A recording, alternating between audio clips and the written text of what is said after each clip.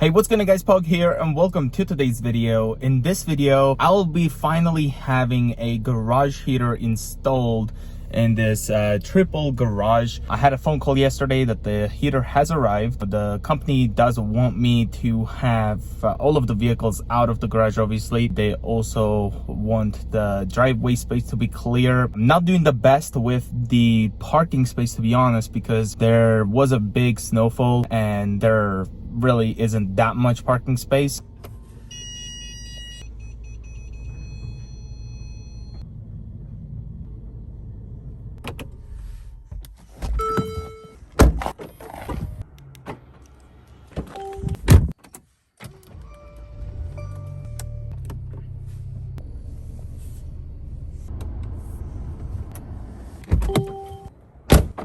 All right, so two cars are already in their spot.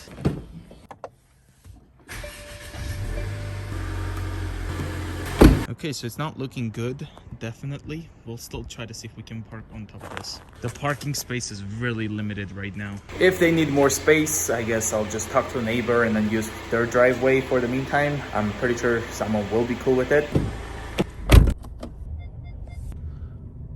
It is totally not looking good. It feels like if I try to go any further, I might get stuck. Here's something really funny. I totally forgot about the fire hydrant and need to move like a bit further back because honestly, I have to leave that open. That's just, it has to be accessible easily. It's a very important thing there. So I guess that's good enough. We'll just turn this off and then back up the GLC on the driveway.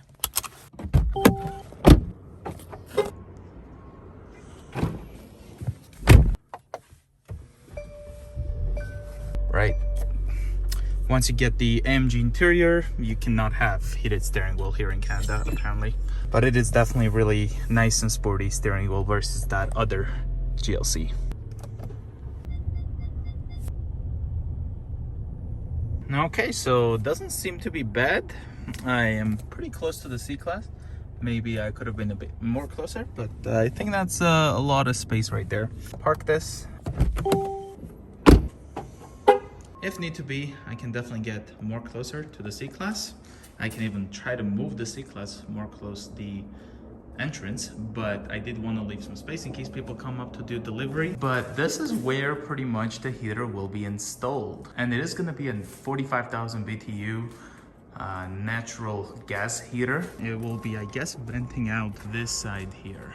Now, a lot of you guys might be wondering, why would I even consider installing a garage heater? So the first things first is because I do make car videos, and cleaning the interior of the cars is really hard during the cold weather. Another thing is I do have a dog, so the interior gets really dirty once the dog gets in it. The other reason is because if you guys remember, we did have a lot of issues during the first month of owning both of the GLCs. One of the GLCs actually had to get towed, and then the other one just only got the check engine light. The one that got towed, it would not go more than 5 kilometers an hour, if I remember correctly. I have it on reverse. I'm pushing the pedal all the way. This is how fast we can go. Something is totally not right. Most of the reason is because none of the Mercedes we have actually have a block heater. I did talk to a dealership service and they did say there isn't any block heater they can install. So we do get really cold days here in Alberta. My C-Class, my sister's GLA, never really had any issues during the cold days, but both of these GLCs had a lot of issues. Now, I'm not really sure if 45,000 BTU is an overkill, because what I was told is because there is a living space above the garage and there is a living space behind there, I would be fine with a 30,000 BTU. I thought it's just better to be having 45,000, so it was a couple $100 more. But yeah, I definitely want to have one that easily will heat up the garage when need to be. So we'll just wait for them to come and see how it goes. So quick jump in the video. The company did arrive, but this GLA seems to be in the way. It is a big truck, so I have to just back this up.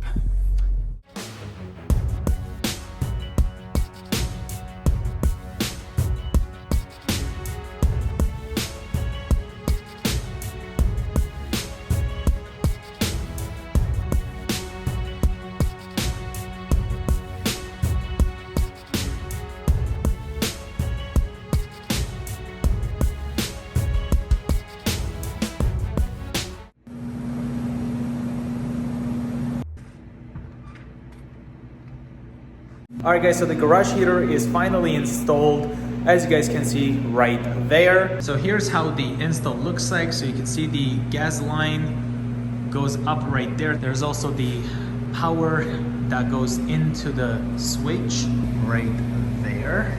And then there's that PVC line that goes all the way here. And that's where the thermostat is at. Here's what it looks like from the outside.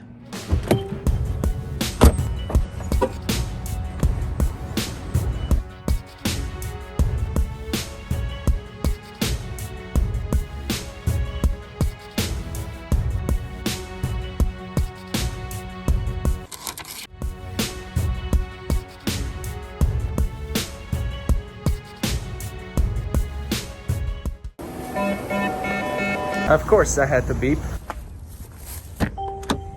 Now originally the thermostat was placed next to the garage door openers, and the problem with that is that whenever the heater was on, it was blowing the air in the ceiling area, so the thermostat was turning off before it was warm enough down here.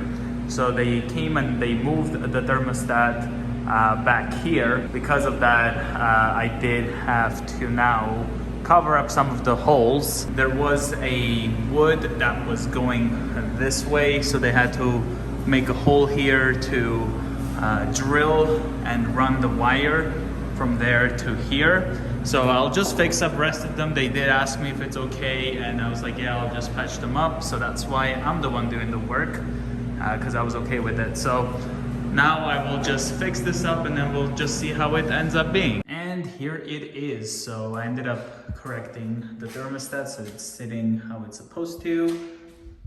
I did ask them when they were installing, and they said I can just use the same wall paint on painting the pipe. It's still drying, but overall it actually turned out really good. And unfortunately I decided not to put a tape on the ceiling, and I did hit the ceiling a little bit, but I do have the ceiling texture paint, so I should be able to fix that in the future. And then the thermostat again, I think it looks really good. It does have a backlit right there. While I was editing the video, I realized I haven't talked about this part. So the next morning I ended up calling them and letting them know that, hey, you know what, I have an issue where the thermostat is just not responding properly because it's just turning off way too early, so the garage does not get warm enough.